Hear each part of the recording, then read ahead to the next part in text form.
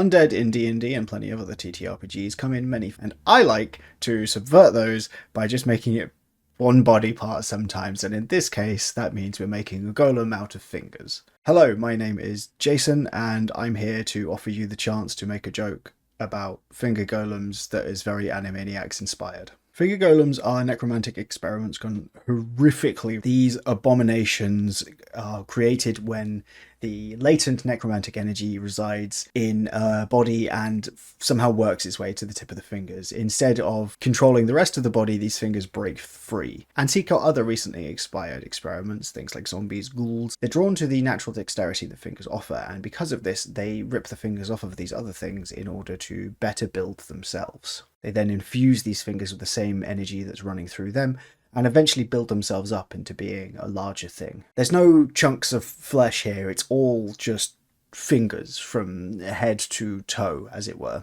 Once they're of a large enough size, they will lay in wait for foolish adventurers or commoners or even other undead in order to pluck them of their fingers. Yes, the phrase plucking fingers is absolutely horrific, but here we are. At a certain point, though, that necromantic energy starts to wear thin, and instead they need to breathe new life into themselves, and they will seek out living things specifically in order to gain new parts. If you find a village where commoners are missing fingers or bodies routinely have none, you know there's a finger golem at work. Let's go over stats quickly, shall we? AC's 12 because it's not that hard to hit. It is just a mass of fingers. It has 180 hit points because it is a giant mass of fingers. It has a 30-foot walking and climbing speed because, and I promise this is the last time I'll say it in this section, it is a mass of fingers. Its best stat is dexterity, with the second best stat being in con and then strength. It's not that gifted when it comes to the mental stats for obvious reasons.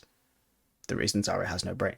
It's immune to a bunch of the stuff that undead are immune to because it is also an undead. And it effectively has blind sight, which is more akin to tremor sense or something, but it can feel living things nearby. It also understands common language. I don't know how this works. I'm not going to figure that out, but it can only speak in sign language. I just think that's a nice little ribbon thing. My favorite aspect about this monster is the fact that it changes as you deal more damage to it. For every 1/6 of its health it takes in damage, it gains an additional 2 AC as it becomes harder to hit because it is becoming smaller, and the fingers at the core are more powerful than the rest of them. On top of that, once it hits half health, it becomes a small creature instead of a medium creature, and at a quarter health it becomes tiny, so it can more easily escape. It has 2 attacks, the first of which is a grasp, which will grapple the creature if it's able to do so. This just does standard bludgeoning damage because it's just a bunch of fingers trying to grab you. It can use 2 of these if it doesn't succeed in the grapple, otherwise the next attack is more likely to be rip. The rip attack is on a creature in which it has grappled, and the grappled creature has to succeed in an athletics or an acrobatics check, DC 15, in order to avoid having its fingers torn off. It does it one at a time because that's more menacing, and this is also where it does the bulk of its damage, so do try to avoid that happening. In terms of how you can use this creature, you can basically put this anywhere where you might have a necromancer around, or just latent necromantic energies, as you know is the case in a lot of settings. It can also be an interesting way to play with the player's characters. If a wizard loses all of their fingers, can they still perform all of their spells? Or if a monk loses theirs, how are they going to punch? I think that's a really fun place to play around in, personally, because apparently really like horror monsters. I promise I'm going to do something cute at some point. I really like the idea of having one of these basically lying in wait as a trap of sorts in a dungeon, so it starts off combat by grabbing a player. The most important thing to keep in mind is that this thing does value its own survival. So to avoid actually fully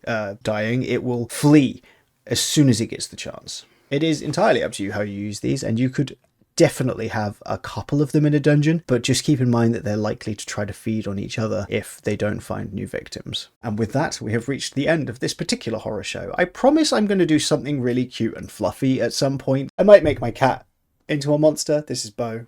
He's in my picture. He has anxiety, and I love him. He's fine. I don't know what as. He runs from the slightest sign of danger, so I don't really know how I'd convert him into a D&D monster block, but maybe I will. In 2 weeks' time, as I am now releasing videos every Monday as well as every Thursday, I will be revealing another subclass because I have a taste for it now, and it's too late for me. I'm just going to keep doing it. In the meantime, if you enjoyed this, please like and subscribe, and I will see you next time.